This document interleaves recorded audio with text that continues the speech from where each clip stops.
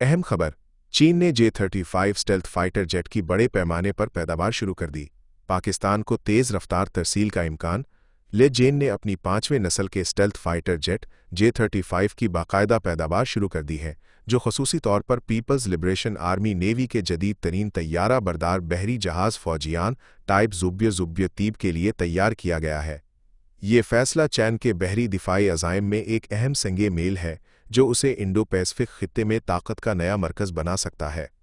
लाज़ीद अहम बात यह है कि चीन इस J-35 फाइटर की पाकिस्तान को तेज़ रफ्तार तरसील के लिए तैयार है, जो दोनों ममालिक के दरमियान दिफाई इश्तराक को नई बुलंदियों तक ले जाएगा। अगर ये तरसील होती है तो पाकिस्तान चीन के बाद दुनिया का पहला मुल्क होगा जो उस जदीद स्टेल्थ तैयारे को अपने फ़िज़ाई बेड़े में शामिल करेगा, जिससे खित्ते में ताकत का तवाज़ुन तब्दील हो सकता है। फिलहाल चीन के मौजूदा J-15 तैयारे, जो ल्याओनिंग और शेनविंग जैसे तैयारा बरदार जहाज़ों से उड़ते हैं, वो सकी जंप निज़ाम STOBAR इस्तेमाल करते हैं। लेकिन J-35 एक मुकम्मल CATOBAR system, catapult assisted take off but arrested recovery के लिए तैयार किया गया है। इसमें फोल्डिंग विंग्स, मजबूत लैंडिंग गियर और आरेस्टर हुक जैसे जदीद बहरी फीचर्स शामिल हैं, जो तैयारे को इलेक्ट्रोमैग्नेटिक कैटापल्ट EMALS से लॉन्च और लैंडिंग की सलाहियत देते हैं। लारे के अंदर मौजूद जदीद रिडार, इलेक्ट्रो ऑप्टिकल सिस्टम और स्टेल्थ डिज़ाइन इसे अमेरिकी F-35 चार्ली के करीब तर ला खड़ा करते हैं। J-35 में PL-15 तवील फासले के missile, PL-10 short range missile और गाइडेड बम ले जाने की सलाहियत मौजूद है।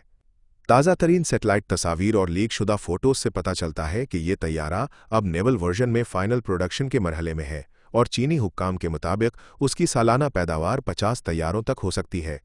जहां तक फौजियान बहरी जहाज़ की बात है, इसे जून 2022 में लॉन्च किया गया था। ये चीन का पहला तैयारा बुरदार जहाज़ है जिसमें इलेक्ट्रोमैग्नेटिक लॉन्च सिस्टम EMALS मौजूद है, जो इसे अमेरिका के न्यूक्लियर कैरियर्स के बराबर खड़ा करता है, अगरचे ये न्यूक्लियर पावर्ड नहीं है। ये जहाज़ 60 तैयारे संभालने की सलाहियत रखता है, जिनमें J-35 के J-60 AEW तैयारे और हेलीकॉप्टर्स शामिल होंगे। 2024 में फौजियान की समुद्री आजमाइशें शुरू हो चुकी हैं और अंदाज़ा है कि ये 2025 के दूसरे निस्फ में ऑपरेशनल हो जाएगा। J-35 और फौजियान का इम्तिजाज चीन को ऐसे इलाकों में ताकत दिखाने की सलाहियत देगा जो उसकी रिवायती हुदूद से बहुत आगे होंगे।